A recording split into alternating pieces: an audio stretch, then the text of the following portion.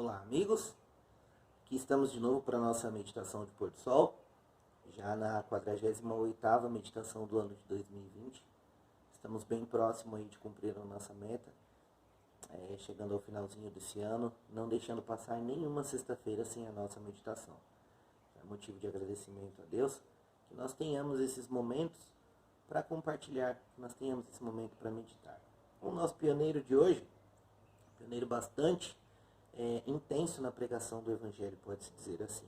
27 de novembro, mensageiro incansável. E como pregarão se não forem enviados?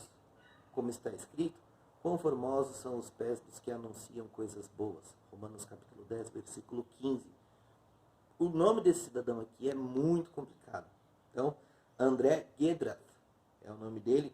Foi um dos notáveis missionários que nós tivemos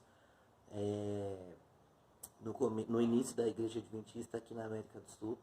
E ele era filho de pai alemão e mãe polonesa. Viveu boa parte da sua infância na Inglaterra, até que se mudou em definitivo para o Brasil.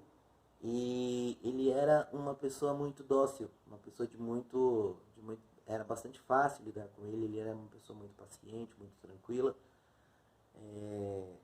E o que acontece? Ele começou a trabalhar na colportagem após a morte da sua esposa. Ele tinha 35 anos quando a esposa faleceu. E ele começou então a colportar, a andar pelo Brasil. E ele tinha uma disposição muito grande.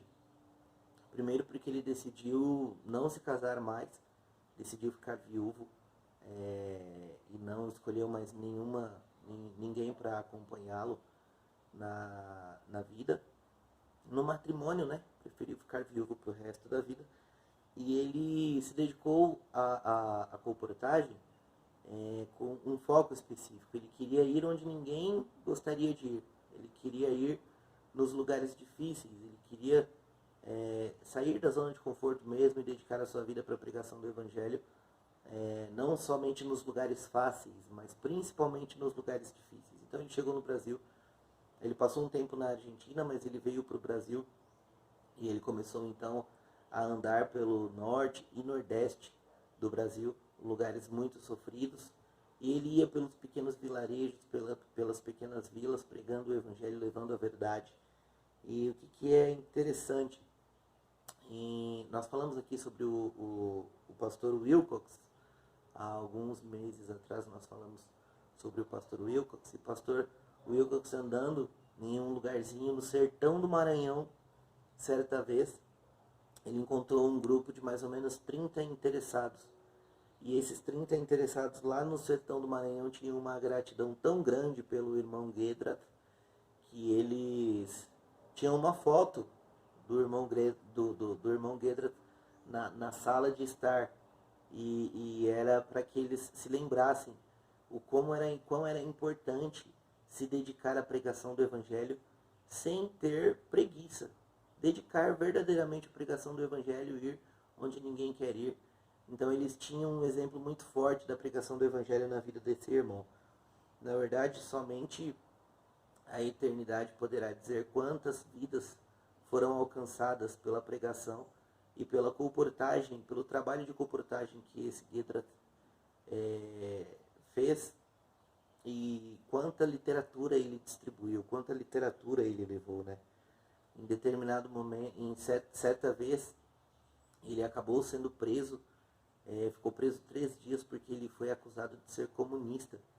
E aí teve um pastor que foi lá para salvá-lo, o pastor John Baeg, foi salvá-lo, foi tirá-lo da cadeia, né, explicar o que estava acontecendo, que ele não era comunista.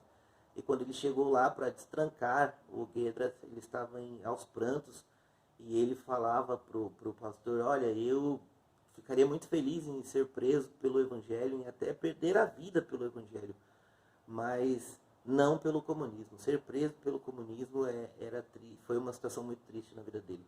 Provavelmente por ser filho de pai alemão e mãe polonesa, com certeza ele viu tudo o que aconteceu nesses dois países por conta das divergências políticas, né, de pessoas que eram adeptas ali ao comunismo e tantas outras ideologias maléficas que causam tanto mal Então, dava para perceber na vida dele que ele amava ao Senhor Jesus acima de todas as coisas. E ele queria mesmo fazer o máximo dele para que o Senhor Jesus fosse conhecido. E tem aqui uma citação de tia Ellen que é bastante interessante também, que diz: há uma grande obra a ser executada em todo o esforço tem de ser feito para revelar Cristo como Salvador que perdoa o pecado, Cristo como o portador de pecados e Cristo como a brilhante estrela da manhã que vai erradicar o pecado.